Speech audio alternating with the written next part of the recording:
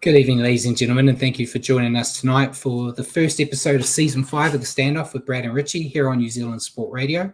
We will be here live on Wednesdays throughout the season, starting from now. Evening, Richie. It's been a while, but it's good to be back with the first official games of the NRL season happening this weekend. First, how are you? And happy birthday for last week. Yeah, thanks, mate. I'm doing really well. Thanks for the birthday wishes. I still feel young, even though the numbers starting to get up there a little bit. But yeah, how was your off season? Well, you already know, but no one else does apart from Paul. But yeah, I broke my ankle just after Christmas.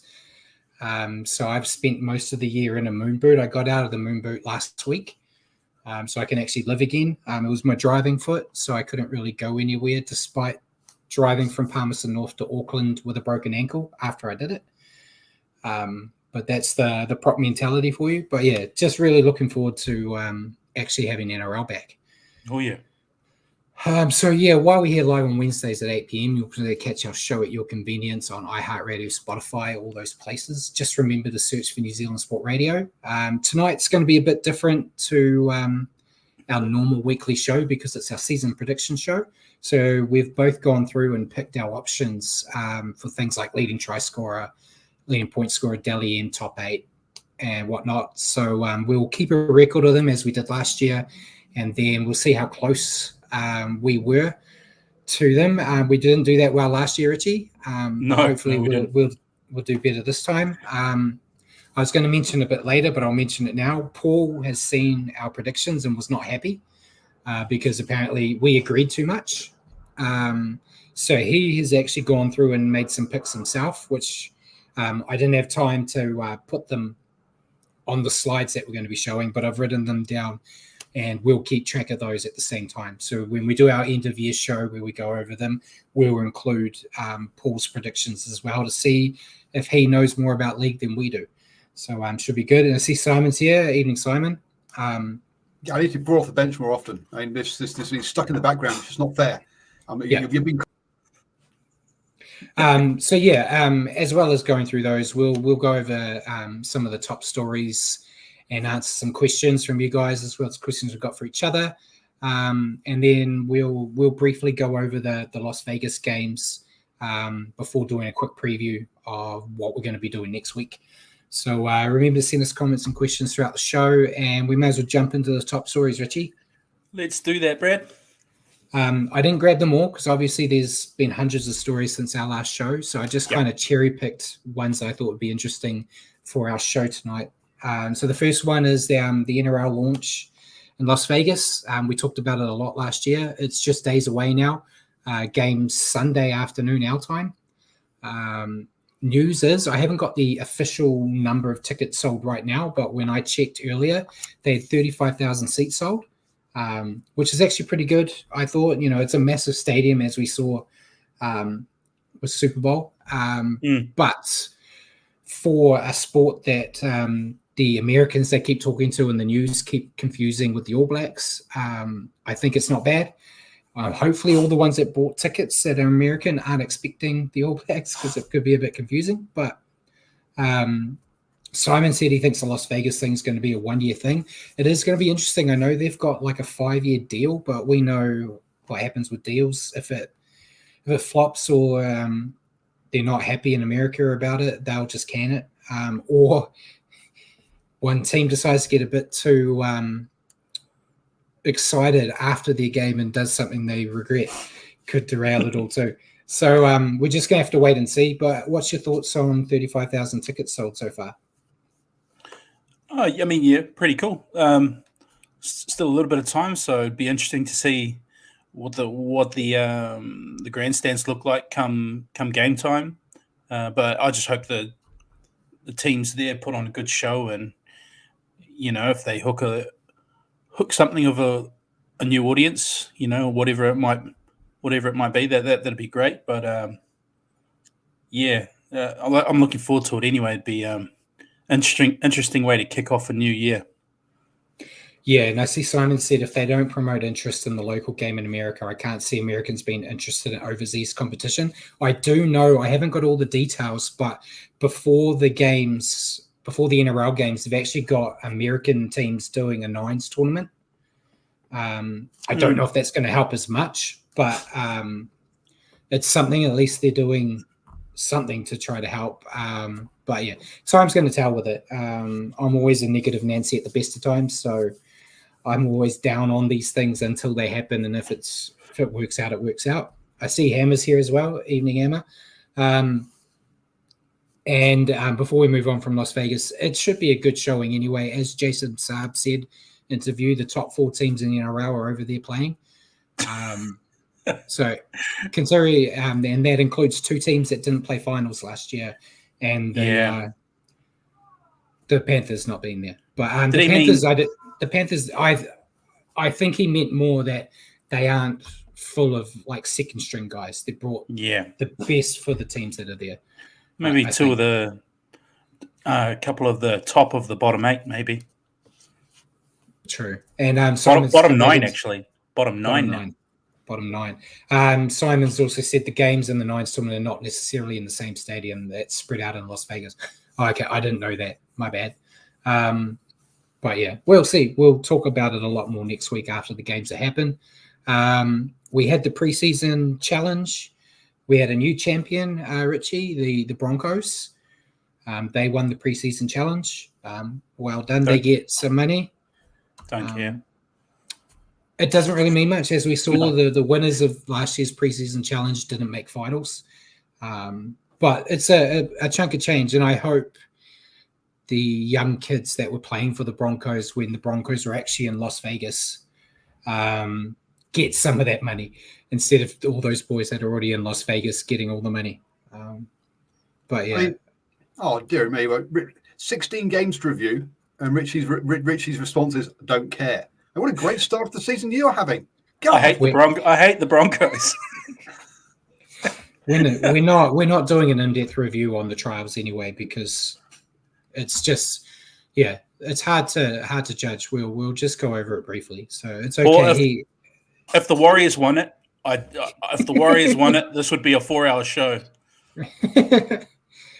But yeah, well done. It's not going to be a 4-hour show because you guys have already gone and booked yourselves out for another show after this one. I mean, geez. Yeah, you're spoiling our news for later, Paul. Oh, sorry. So we'll move on from the preseason challenge. Then we'll cover it briefly in this segment later. Sean Johnson came out this week, Richie. Warriors have been interviewing left, right, and centre, but he spoke in an interview this week advising that 2024 may not be his final year, depending on how his form and body holds up. What do you think when you hear those comments? Oh, I get very excited. I just hope the season doesn't pan out like what Rob from Ruin Hammer predicted last year. I hope he keeps that form, keeps in the mix of the best, most the elite sevens in the game, and that's enough for him to sign on the dotted line for another year. Spoiler, I think I have something about that for my predictions later on. Yeah, I'm hoping as long as if he plays like he did last year and still wants to go, I wouldn't say no. It's not like he's demanding a lot of money. He seems to be reasonable with his money demands to not affect the Warriors' cap. So if his body's holding up and he's playing well, I don't see an issue with it. You just never want to see a guy playing well and then goes 1 year too many. I'm not saying that in this case, but we've seen it a lot. But yeah, fingers crossed we see the same SJ we saw last year, because it definitely made doing this show a lot better. Talking about a good Warriors team. And then keep going with the Warriors train. The Warriors released their 2024 Heritage jersey, which I'm snugly wearing right now. It sold out in 16 minutes. Did you manage to get one, or no? You didn't bother? Nah, I've got other bits of merch. I'm not Scrooge McDuck, I don't have a vault of money.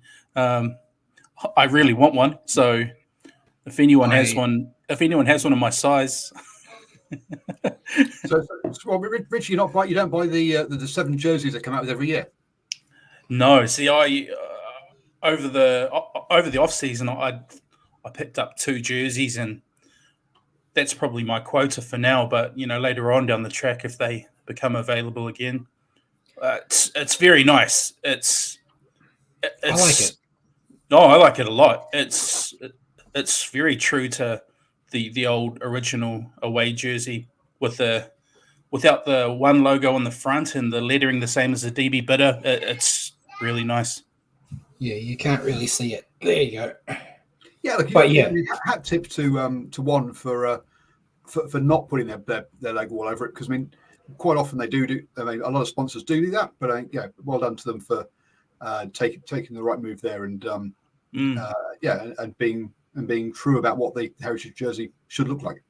Yeah, and I think it's fantastic. And I'm not a Scrooge McDuck either. I generally buy one jersey every couple of years. But I saw this one and I was like, no, I want it. Talked to the missus and talked her into going halves with me for my birthday. So it's an early birthday present because I just knew the size would sell out.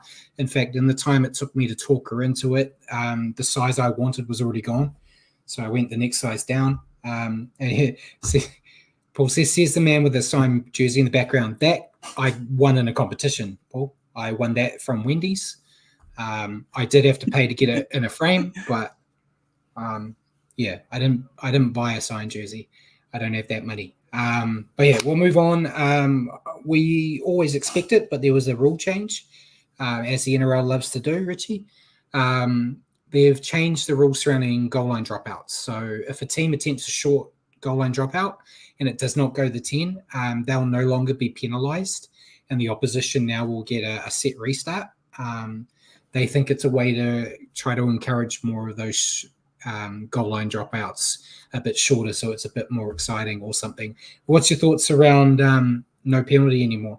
I know we even saw it in the grand final where Adam Reynolds made mistakes and Cleary just started kicking them instead. Yeah, the Broncos would have liked this rule to be in place last season, but I don't know. I'm not sold on it. It just seems like a bit of a pointless one to me, and I think the old way, there's at least a bit of punishment if you deliver an inaccurate kick. Now we're just going to see a lot of short dropouts, which is great, but I quite like seeing the people who are good exponents of it, reaping the rewards, and then you see some guys who miss the mark a lot, and it then becomes a skill that you have to train for and actually be good at executing. Yeah. I don't mind it one way or the other. Because generally when the Warriors do it, as a Warriors fan here, they're generally reasonably accurate with it. We don't have to worry about it not going 10 too often. Exactly.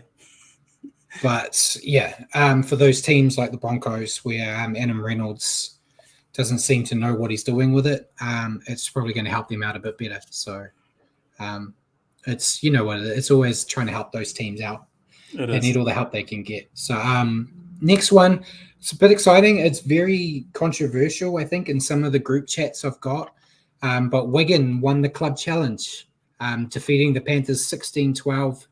There were a few controversial calls thrown in that have upset some fans. But what do you think? I know I'm extremely biased as a Wigan Warriors fan. I do know they scored one try that they probably shouldn't have. But them's the belly of the beast. And I don't want to sound too off cuff considering how much we bleated on about a certain pass in a game the Warriors lost last year. So I see the criticisms. But I thought overall, bar a few of those mistakes, I thought it was a good game. Yeah, I thought it was a really good game as well. Wigan is my Super League team as well, so I was pleased with the result. It's a shame about the controversial calls because it's kind of overshadowing the performance that Wigan put in. I thought Wigan were really good. They defended really well, and Panthers had plenty of ball and were hammering away at Wigan's defence, and I thought Wigan actually were quite resilient. So it's a shame about the calls, the hometown calls, because it's kind of that's been at the forefront of what most people have been talking about. Yeah, but another club challenge lost by Penrith, who haven't actually won one yet since they started this run. And Simon's mentioned as well, the Super League's actually been changing their tackle technique rules as well, which has caused a lot of issues recently with a lot of red cards. There was one, I don't know if you saw it at all, Richie. Manu Brown?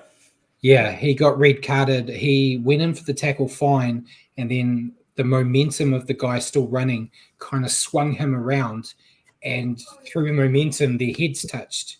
Yeah, and he got red carded. Awful call.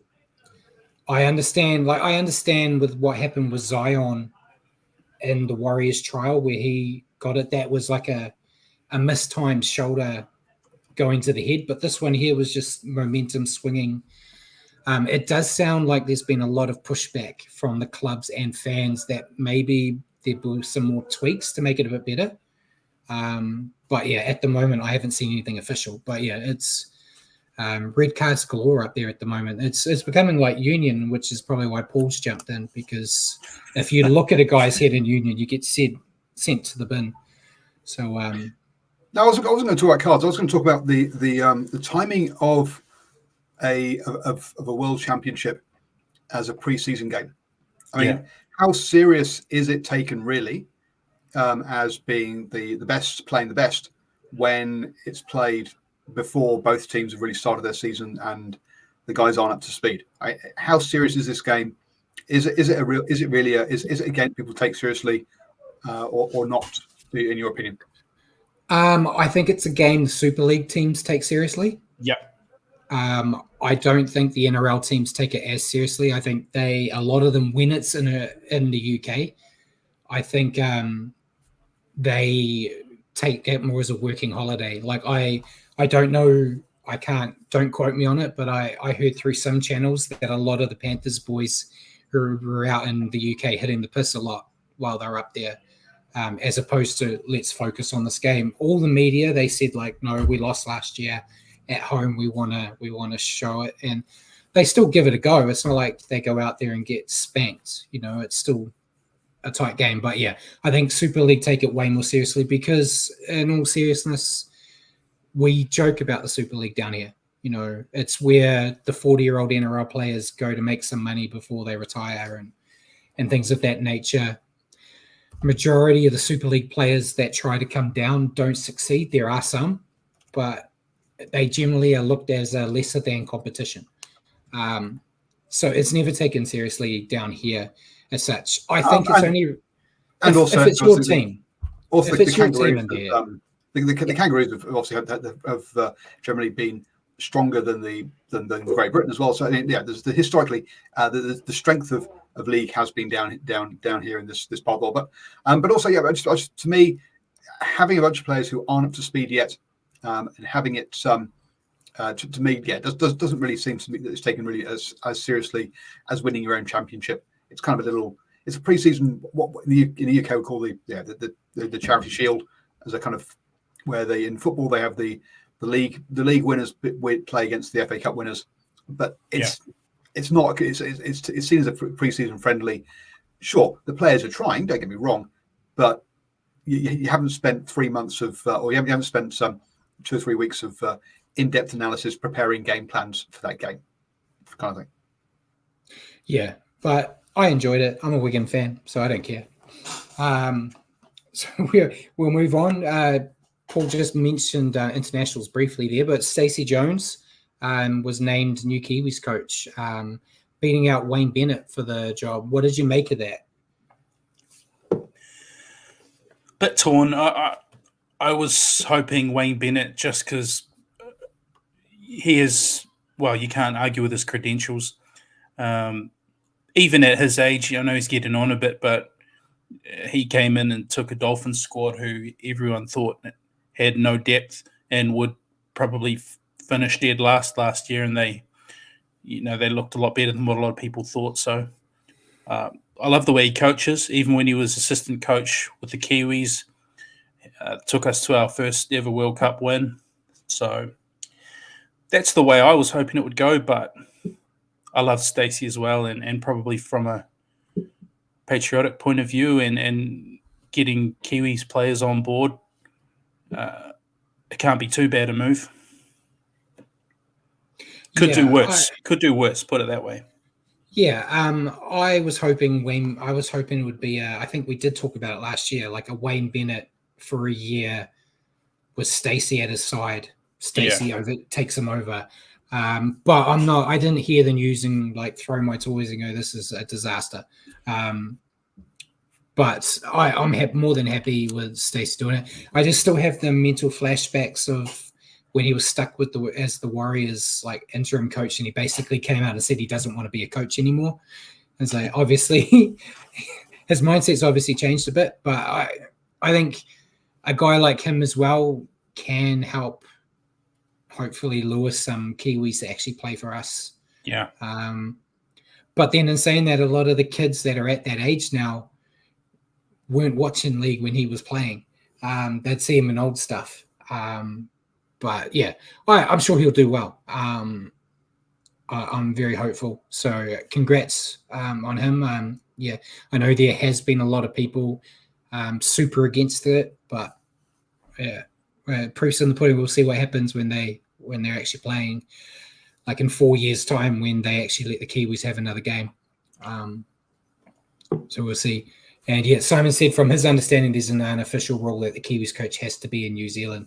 Yeah, that's something I think they've been trying to bring in after they shoved Madge out. I don't really care about it. I want the best coach. If they want to, like the best coach you can get, I don't care where they're from. Considering 80% of the Kiwis playing for the Kiwis aren't in New Zealand either. So I don't know, but yeah, it is what it is. And last bit of news before we go into signings and all that, there was noise that Joey Manu is going to leave the Roosters at the end of the year and go play rugby union. No official statement as yet, but it seems like a done deal. I know we've spoken a bit in the off season about it. I'm more than happy to see him go to union and make some coin. He's already come out and basically said he'd never play against the Roosters in the NRL. So it's not like he was going to potentially come here like we were hoping a few years back. So if it's playing for the Roosters or playing union and making stacks of money, I'd rather him go make some money. Yeah, it would be really interesting to see how he does over there. From a Kiwi supporter, it's a little disappointed because, you know, we have a really good nucleus of players building in our national squad now, and saw how well we did end of last year. And he's been a big part of our international team for the past few years. But I think we're getting to the point now where we have the depth to cover it. And if he wants to go make some good money over there and experience a different lifestyle, then good for him.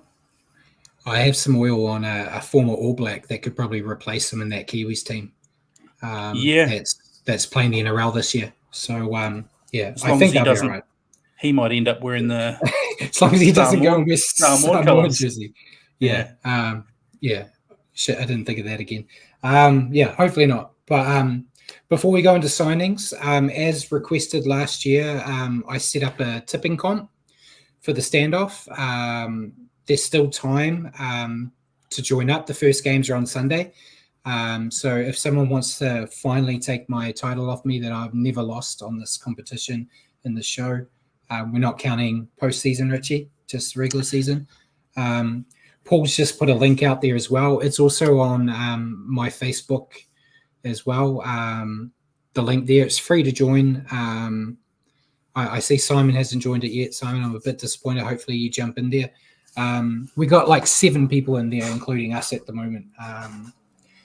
But yeah, what we'll do is when I usually do that picture of how many we got right, I would just do a screen grab of the tipping ladder. So we'll use that moving forward on where everyone sits.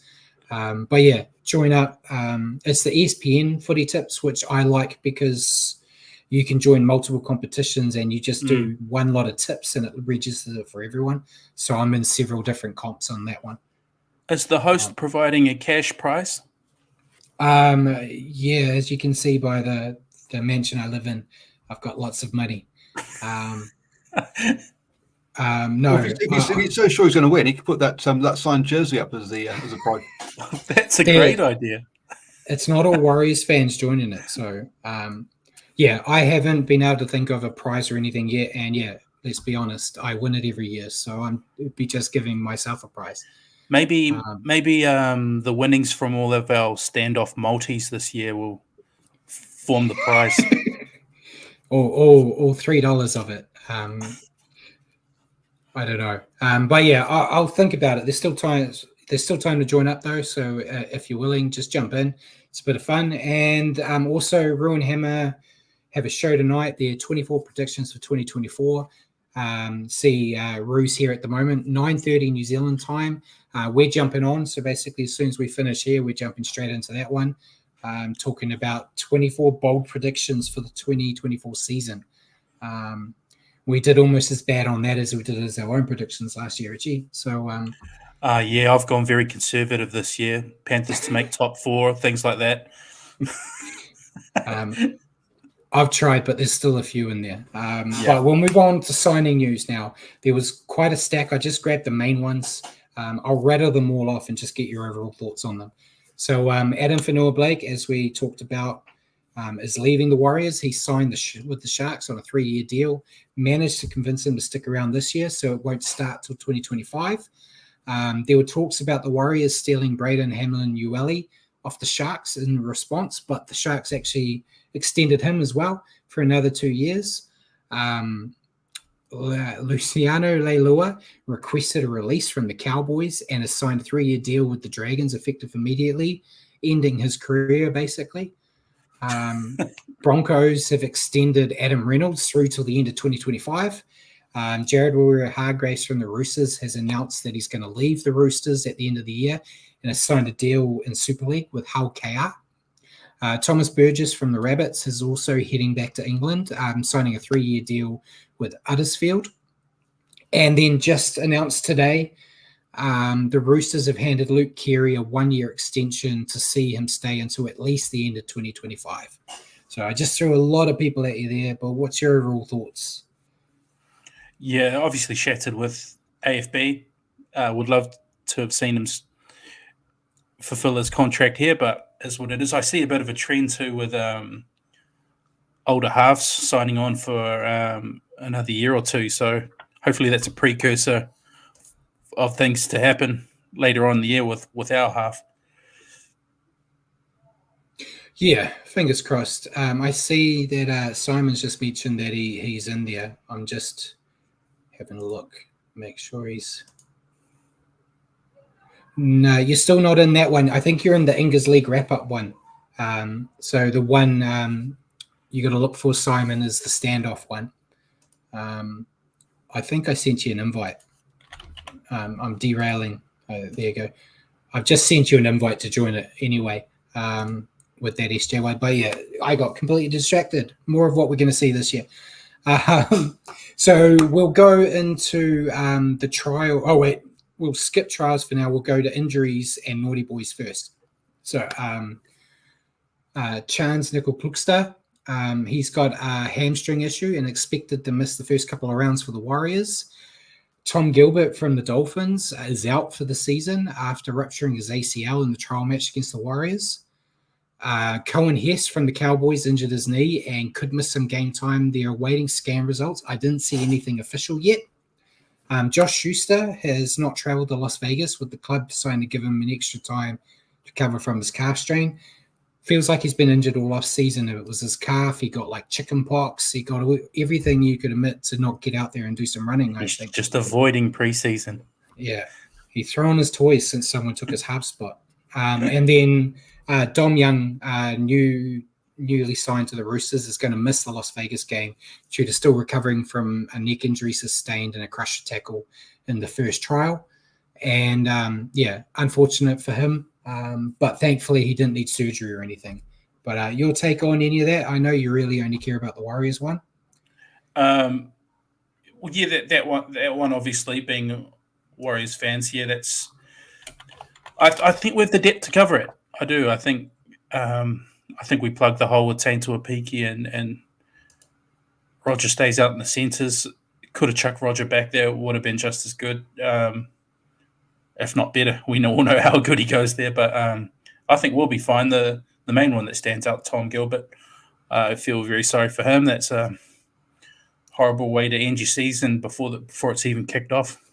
Especially when he had a similar injury that ruled him out last year as well. And Rob's saying he hears ACL for Cohen Hess as well. Yeah, I'm on the website. I haven't seen anything official, but yeah, that would be shocking for Paul Cohen Hess. But yeah, it is what it is, unfortunately. Hopefully the Warriors are a bit unscathed in that department as a selfish person. Yeah, touch wood.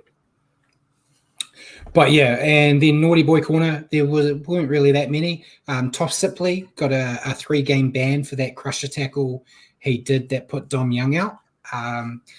Warrior Zion Maeu, he got a 2-game ban. It was downgraded from the potential 4 for a legitimate tackle that knocked out that poor guy for the Tigers. Legitimate tackle, he says. Legitimate tackle. And then Mike Acevo got a 3-game ban for Achilles high tackle. So it's good. We're finally back in the NRL when we've got people getting banned in trials. So before we go on to questions, we will go through the trials just briefly. I'll run down the results and I'll just get an overall wrap up for each week from you, Richie. So week 1, we had the Bulldogs defeat the Storm 24-12. Knights defeated the Sharks 44-18. Roosters defeated the Seagulls 36-22. Raiders defeated the Eels 38-16. Rabbits defeated the Dragons 28-6 in the Charity Shield. Tigers defeated the Warriors 18-16. Broncos defeated Cowboys 46-20.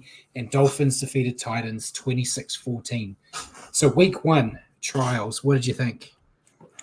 I'll mostly stay within our lane for these, and I thought the Warriors youngsters did really well, especially given we had Zion Mu getting sent off, and we spent the majority of the game one man down. Whether or not that's the right thing in a trial, but yeah, I thought we did well against Tigers, who for the first half of the game pretty much had a lot of their starters playing. So I was really impressed with a lot of our youngsters. Shows we've got good depth. Another one, I thought the Broncos too look deadly, even though that even when they have the youngins playing, they look like they have a great crop coming through. I don't think they're going to miss a beat this year, even losing Flegler and Herbie. Yeah, same first year Warriors. I was speaking with Paul before we went live. I think I took, as Warriors fans, I think you could take more out of that loss than the Tigers could out of the win. I was a bit concerned going into it with the Tigers basically naming their starting forward pack that we'll see in round 1 against a lot of younger Warriors, and I thought they did more than well. I thought guys like Bunty and Tom Ali showed Laban as well. That new guy, Roger Tuivasa-Sheck, I think his name is. Superb. He looks like a find coming from the dark place of Union. But I thought they looked really good. And my question to you in a bit is about that red card situation. But I think it showed the fitness in that. Because I know they have rolling subs in trials, but I know the Tigers used more subs than the Warriors did in that game, despite the Warriors being down a man. So they didn't increase bringing people on because they were playing as 12. So it was a lot there. Like you said, the Broncos looked really good. I thought the Roosters looked a lot better than we expect normally. Knights, there were a few good teams in there looking the business. So yeah, I was very happy with that. Week 2, we had the Roosters defeating the Rabbits 46-10. Sharks defeated Bulldogs 12-6. Storm defeated Knights 28-10. Warriors defeated Dolphins 34-22. Broncos, another big game, 40-14 over the Seagulls. Dragons 34-18 over the Tigers. Cowboys 36-26 over the Raiders, and then the Eels 26-16 over the Titans. So you're probably only going to talk about the Warriors again, so go for it. Yeah, and again, we had more of our starters this time around, more of our top team, but again, thought we looked really good. I thought the team looked all on the same page. Already have some combos looking good this early on, as evidenced in the Mitch Barnett try, the nice dummy half move from Egan. Roger, again, he spent most of his time at centre, but went back to fullback for a wee while too, and again, he looks like he never left. So, and the exciting prospects, Ali Leotawa looks a menace. So, a lot of people wanting to see game time out of him this year, and I think if he gets that chance, I think he'll grab it both hands. Yeah, before I go into it, I like the fact we've been bitching and complaining for years about we don't have enough centres. And now we're looking at our centres going, I don't know how we can fit everyone in. Yeah. A great problem to have. I've been a big fan of Ali. I wanted to see him play more last year.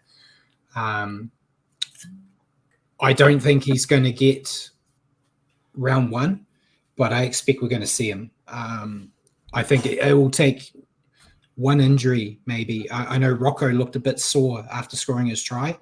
If that's a niggling injury and he can't play round one, I fully expect Ali to take that spot. I think I was talking to you and Ruin Hammer. I said I know I'm very biased because I'm not a big fan of the guy. He has won me over a little bit, but I think Adam Pompey is like fourth string centre right now.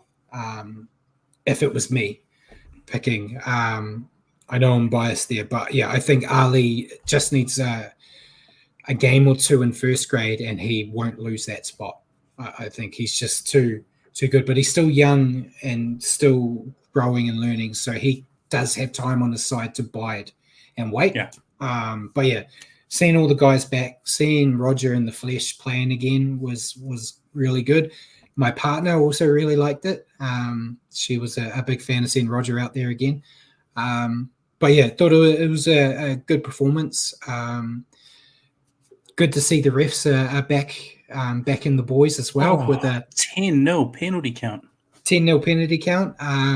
Couldn't buy a penalty. So that will be always it's good to see we've got something to talk about this year with that still happening. The rest of the games, like I said to you and Paul before the start, it was a bit hard to gauge because Roosters, Rabbits, Broncos, and Sea Eagles all basically had their kids playing because they were already over in America. Storm, I thought, looked good. It's good to see Pap back and not getting injured. Cowboys showed a bit of promise that they might be another team looking to be a finals contender again. Eels. Great to see the Dragons pick up a good win. I didn't see that one. Sorry, I missed it. Trials, I'm not paid to review trial games by Paul, so I can pick and choose, and I didn't pick to watch the Dragons, sorry. But yeah, it was great, and it's all over.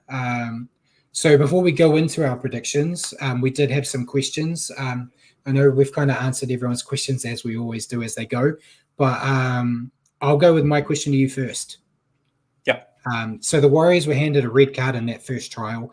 Do you think in a trial situation, a team should be able to replace a player instead of playing long periods with only 12 men? So that player still gets sent to the bin, but you can replace them because it's a trial. Yeah, 100%. Yep. I'm all for the punishment if someone does an act of foul play that, as we saw in our game, knocks someone out cold. Fair enough, cop the punishment. But I think in a trial it should be a player punishment rather than a punish the team. He got sent off. He got a suspension. Isn't the point of a trial to test yourselves and try out different combinations and match fitness for players? I don't know. Maybe it's the fact that it's a they've made the preseason into a competition now and have a monetary prize on the line, but it just seems weird having a send-off in a trial match. Yeah, and Simon says he has no issues with that suggestion for preseason games only. And Ben said the swinging arm should have copped the same decision. Yeah, I think it was more that as well. There was a swinging arm that didn't get the same. But yeah, I'm all for it's a trial, so you should have 13 on 13. I didn't mind it because it showed me a bit more about the Warriors ticker being a man down and that. But it doesn't really help the Tigers either. You're trying to form you plan everything for a 13 on 13, then all of a sudden you've got to start using your tactics for a 13 on 12. It's probably not the best idea in a trial. If it is, because there are points and everything in play, maybe that's why. But I don't remember the last time there was a red card in the preseason, so it's not like it happens all the time. But yeah, it's just Murphy's Law. It's the Warriors that do it. But yeah, I'm all for 13 on 13. As long as the player that got in trouble is the one being punished. Still, it's not like okay, you were meant to get a red card, but you can stay on. But yeah, your question to me. Yeah, my question to you is around a interesting sort of story that was bubbling away in the off season. Tavita Pangai Jr. retired out of his Bulldogs contract late last year to change sport, become a boxer. Now we see he's signed on to play in the Queensland Cup and wouldn't mind reappearing in the NRL with the Broncos. So I just wondered how that sits with you. Mate, he found the cheat code. Why didn't Ben Hunt do this? Ben Hunt could have retired from the Dragons, become a boxer, and then signed with the Broncos and be a Bronco by now. He hasn't even had a fight yet.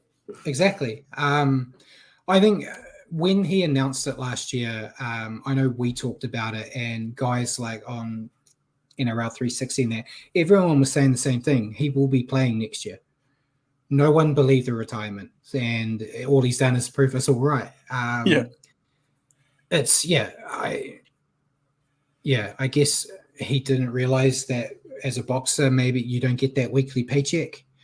And he's like, oh no, I need money. If he wants to play, he wants to play. It seems a bit of a, I feel like it was the plan all along. I can't say that. I'm not him and I'm not in this circle, but I feel like it was I'm not happy at the Bulldogs. I want to go home. This is an easy way out without losing face. I don't know. What do you reckon, Paul? I was going to ask you this. I mean, this isn't the first time it's happened to the Bulldogs, where players have disappeared off on with time left on their contracts. But this is exactly what Simon's got my point exactly. Should the Bulldogs be allowed to demand a compensation for whichever team he goes to from, be that either extra salary cap or cash payment, to say, look, hey, you guys have got one of our players contracted to us for this year. Therefore, you have to buy him out his contract, or you have to give us some compensation. I would say yes normally, but in this situation, the Bulldogs let him go and didn't pay him anything.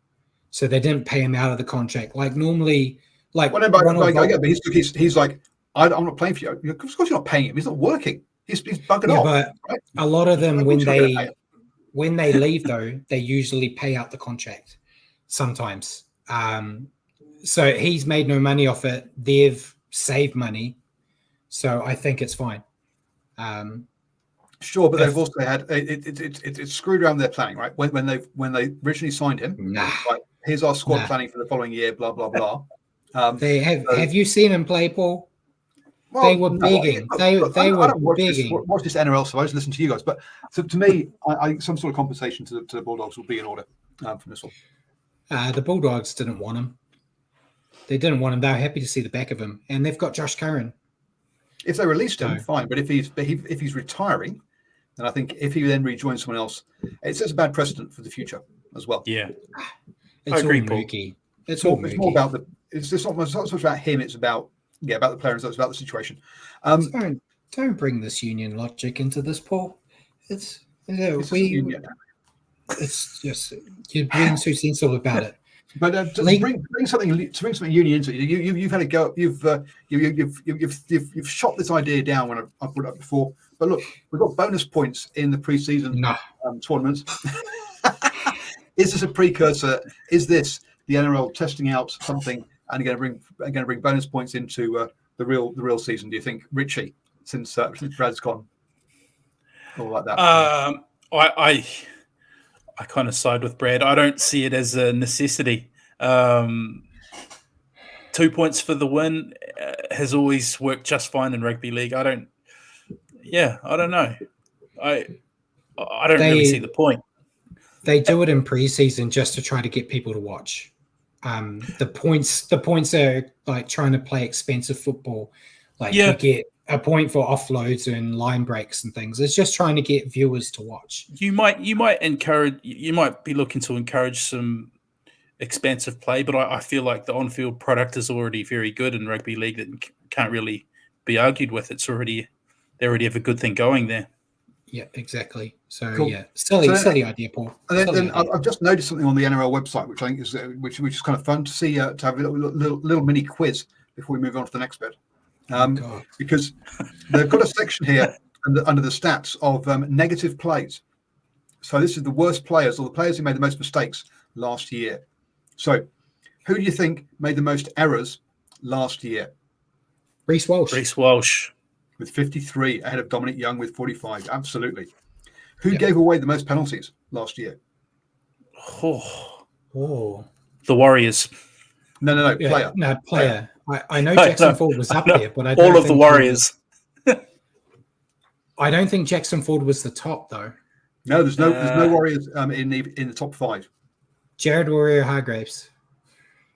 So Reed Mahoney and Reed Mahoney, both with 22. All right. Who made the most handling errors last year? Reece Walsh. He did with 50. Ahead of Dominic Young again. This is brilliant. Who made the most ineffective tackles last year?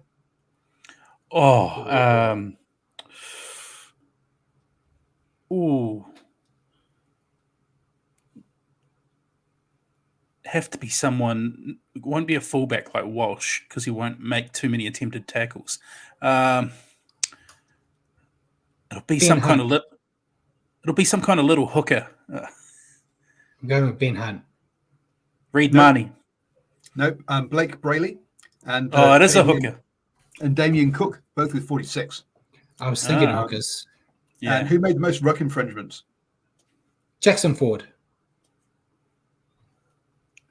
Jake Trebojevic. Damn it. 12. And then finally, I don't know what this means, but set restarts. Who gave up the most set restarts? Jackson Ford. Jerome Luai with 10. I just remember Jackson always getting in trouble. So he's always our any second guy. But yeah, so I just thought that was a bit of fun one to see who are the worst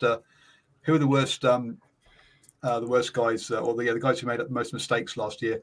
Really fun to see Reece Walsh and Jerome Luai. I mean, 3 of the guys in the final, grand final, being topping 3 of the lists there. You're hating on Jackson Ford. You're hating on Jackson Ford because he's a former Dragon. No, it's just he was always getting pinged. I had nothing against it because he made up for it every game. But so we'll go into our predictions now, Paul. So if you can bring up, our first one. Before we go into, you haven't given me a game list. Sorry, there you go. Predictions. Sorry, Simon made a point before we move on. I should cover it. So he said he thinks the current point system's fine, but a team should be awarded a point for tying a game if they don't win golden point. Yeah, I don't mind that actually. Like if you go to golden point, I don't know. It depends. If it was the Warriors and they lost in golden point, I'm all for it.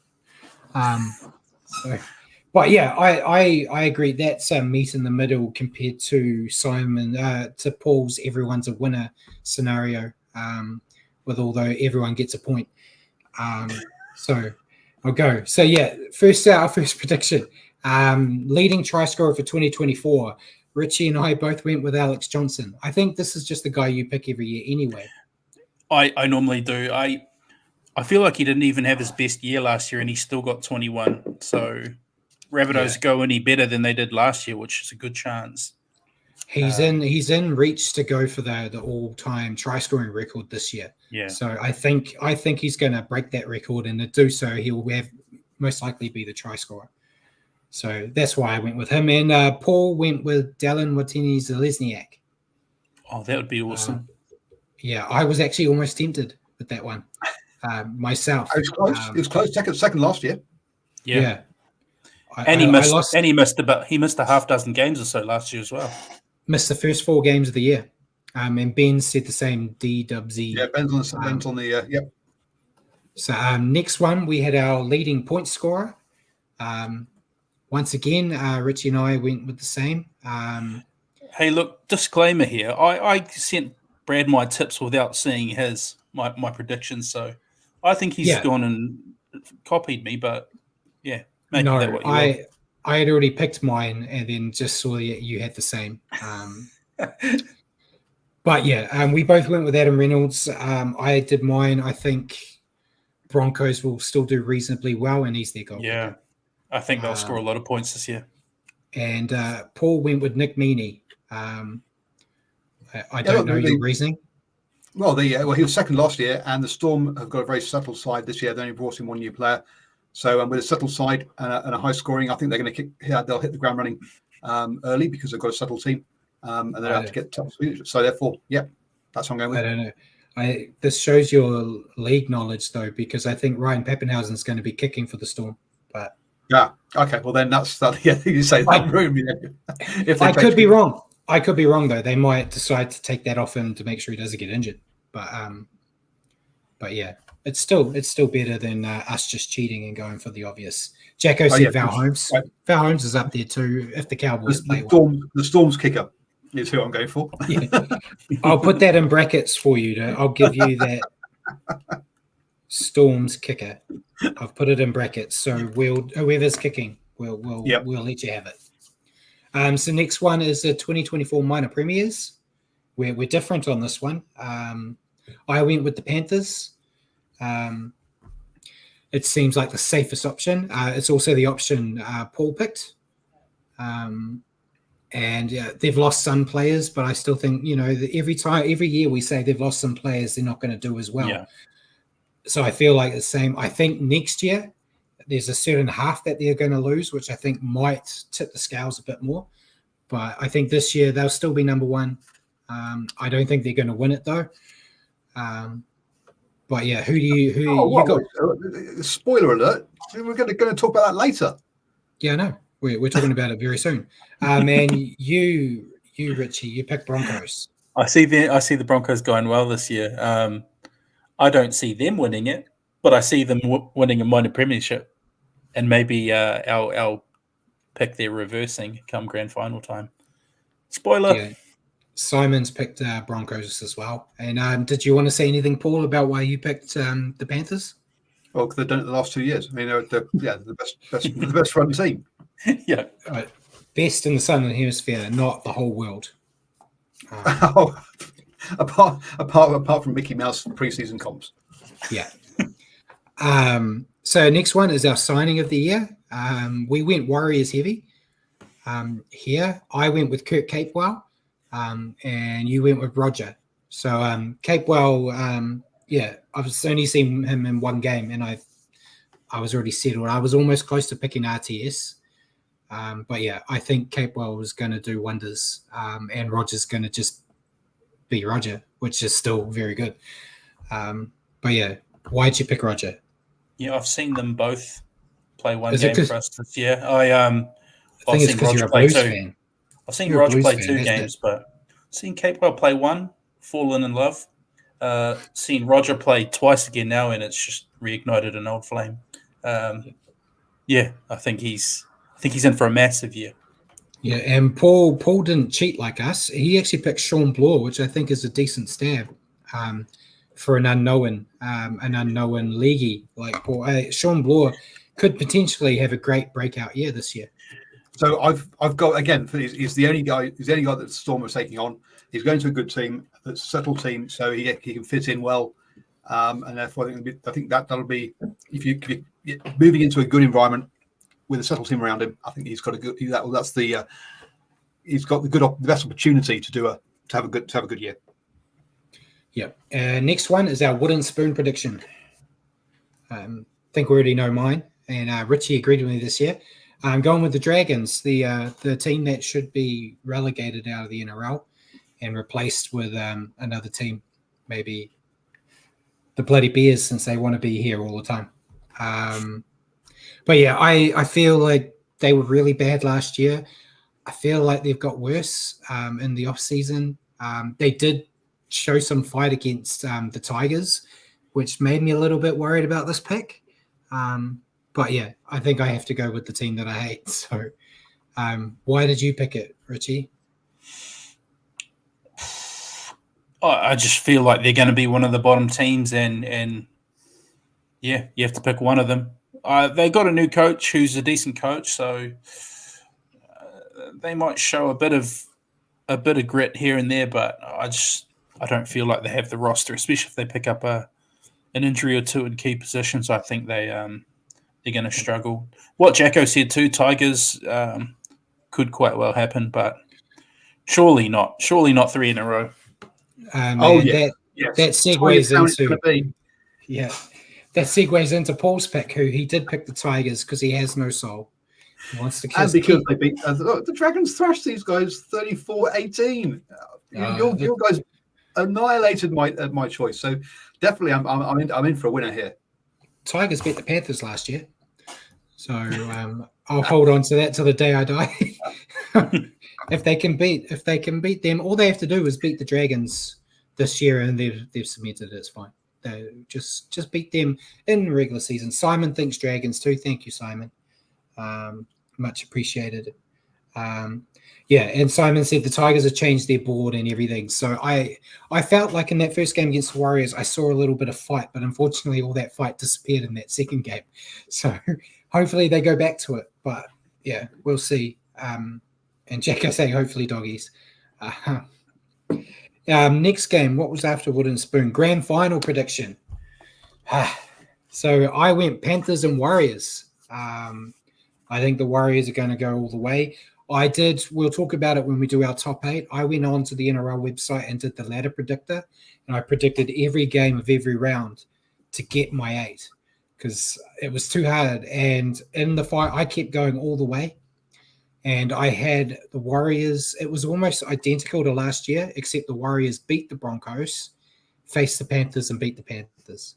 So that's the way I've gone. But you've gone with a boring pick of same as last year, Richie. Broncos, Panthers. Yeah, boring, very safe. I do think they're two of the more elite teams.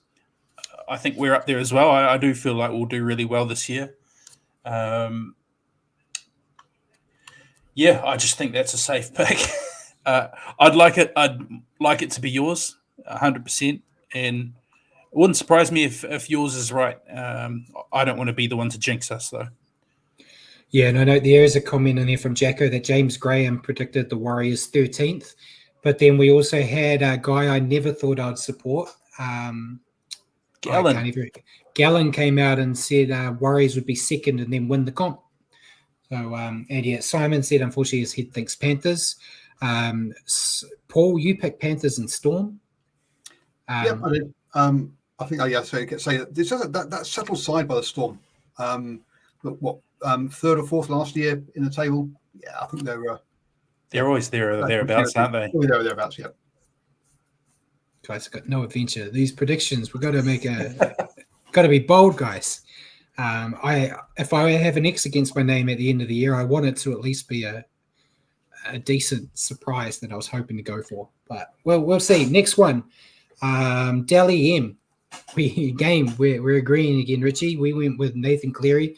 Poor guy's never won one, so it's got to happen at some point.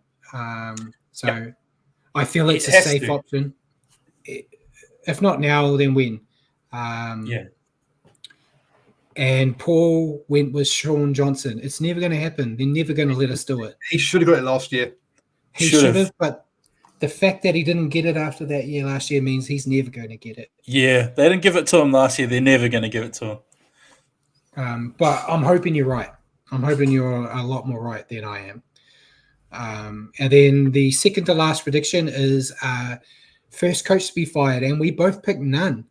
I have a reason for it for me. I just think a lot of the coaches have just been signed this year, and I don't see them getting fired. And the ones that have been around long term, I feel have built enough credit with the club to not get thrown away. Like I don't see Sticky. Like everyone, sorry, Simon. A lot of people are predicting the Raiders to not go that well this year. I don't see them sacking Ricky because of it. Paul's one I could see, depending due to who's in charge of the club. But I think the only other one potentially would be Brad Arthur with the Eels, maybe. But the Eels generally start well, so I don't know. But you picked no one as well. Did you have a different reason? No, my reason is pretty much exactly the same. I looked down the list of coaches.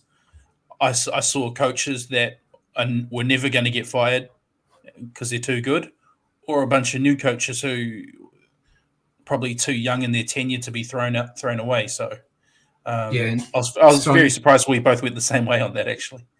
Simon said Benji probably if there's someone to be fired. I think I would have been close to that if the old Tigers board was still in charge. Really? Because, I mean, the new Tigers board's got the perfect excuse, right? The old guys put him in. He's no good. Let's get rid of him. So that's the other side of it. Is the flip side is there's a new board there. He's not their man necessarily. So who knows? The only way I could see it happening is if Wayne Bennett says, I don't have a job next year, I'll come coach the Tigers. That's the only way I see they'd fire Benji straight away. That ain't happening. I don't see it. Yeah, and Simon said Simon put the suggestion up, but he doesn't think it's likely to happen. I don't either. Paul, you made a pretty bold call here. I'm going to admit, I'm proud of you. You picked Cameron Ciraldo, the lesser than assistant Penrith coach. The reason I kind of go with you on here is I think Phil Gould kind of has that. It's cutthroat. He's cutthroat. He does do it. He did it to Ivan Cleary. He said he looked tired and sacked him, only to beg him to come back later, which ruined the Tigers. But that's another story. So yeah, I could see it if the Bulldogs don't show. They're basically the Penrith B-side now with every Penrith player. If they don't show promise, I could more than likely see Gould just say, I'm done with you. Should have called Webster. I don't know what I was doing. So I guess my one here is, it was difficult to find, as you say, guys who have just been hired. You can't see, you've got to give them at least a season, right? You can't get rid of them straight away. So I was digging around here for somebody, but my thought here was, look, if he starts really shit, and then I think they might go, you're a good assistant, you're a shithead, therefore you've not got what it takes to be a head coach. So that might be the reason. So that was I was digging and trying to find one, because you both went with no one, but I thought it was a bit of a crap stance, to be honest with you boys. So I thought I had to spice things up. And so I went with him on the grounds that I needed to find someone, and he was the most likely as an unproven head coach with a team that could go, I don't know, if they went 0-8, for example, it could then you could see it, maybe. I don't see them making the 8 anyway. But no. I mean, 0-8 as in lose the first 8 games and bounce. Yeah. I think if any of those teams, bar maybe the Tigers and Dragons, are 0-8, I think there'll be issues. But yeah, so that goes to the last one, which is our top 8. So I'll go with mine, and then I'll let you say yours, Richie. So as I said, it took me hours, but I went through and predicted every game that's going to happen this year. And I came up with essentially a very same top 8 as last year. It's the exact same top 4 in the same order as last year. So I got Panthers first, Broncos second, Storm third, Warriors 4th, Rabbits 5th, Knights 6th, Roosters 7th, and Sharks 8th. And Richie, your top 8. So top 4 is Broncos, Panthers. I've got Warriors finishing 3rd, Melbourne Storm rounding out top 4. I feel like the Cowboys might have a bit of a bounce back year after last year, a bit of a reality check. To see them finishing 5th. Rabbitohs return to top 8 as well. So I've got them 2 in place of the Knights and the Raiders who made it last year. And then Roosters Sharks rounding out the 8. Yeah, so we've got different orders, but the only team we've got different is you've got Cowboys, I've got Knights. Yeah. And do you still have yours, Paul, or would you like me to read yours out? Yeah, I've got mine, and I've not got that decision. I mean, Panthers, Storms, Broncos, Warriors, Rabbitohs, Sharks, Knights, Roosters, and I think we're all wrong, to be honest. I think it's easy to look at it like this, but if you look at the table in 2023, in 2022, you've got Cowboys 3rd, Eels 4th, and both those teams ended up 11th and 10th, and also the Rabbitohs dropped out of the top 8 as well. So 3 changes. We've all gone with 1 change from last year, but I think there'll be a team like the Cowboys or the Eels that goes horrible, and then there'll be a team on the flip side like the Warriors who suddenly things click and up they go. So because the Warriors went from 15th to 4th, right? So whilst I think we've all gone pretty much steady state, I think we're wrong. I think we're all wrong. I think we have 2. I think there'll be 2 or 3 changes. And we'll have some quite big movements amongst maybe only about 2 teams, but I think 2 teams will change quite bigly, if that's a word, bigly. Yeah, we're always wrong with our top 8. I think we even said in our review last year, our 2022 top 8 was more accurate to 2023 than our 2023 prediction was. So, yeah, it is what it is. But yeah, those are our predictions. We'll keep them on record. On Simon's one here about the Dolphins, was last year, did they massively overperform early on? And actually this year they kind of like sprung a surprise on everybody, got the early wins. This year, second season syndrome, everyone knows who they are, and actually they'll go worse or find it even tougher. Or you think actually they've had a season together, they can grow together, they can use that experience to move to take the next step up. Which way do you think they're going to go? I think they're going to go better, not make finals, but they've made some good signings to help out, and I think they'll go a little bit better. But they're not going to surprise anyone, like you said. But I think they're still better than a lot of teams out there. So like I wouldn't see them like beating the Panthers, the Broncos, Storm, Warriors, guys like that. But I can see them beating the Dragons, Tigers. I could even see them beating the Eels. Jacko said they do have a halves problem, which we did say last year as well.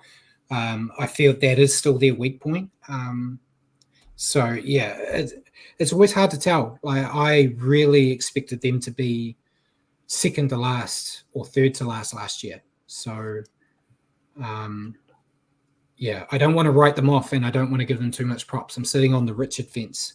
Well, I feel like they made good signings, but there's still a little bit of a depth issue, and they've already lost Tom Gilbert now in preseason. That's a big blow. You're inevitably going to pick up injuries. It's a very, there's a lot of attrition in an NRL season, so I feel like their depth will have them finishing bottom 9. Yeah. Oh yeah. No, I don't think it's suggesting top 8, but they finished 13th, right? So either there's one or two. If they catch no one by surprise when they know who they are, they could end up like 16th. If they've improved, they hit the next step up. The next step up is to get to like 11th, 10th, to then make a push to the top 8.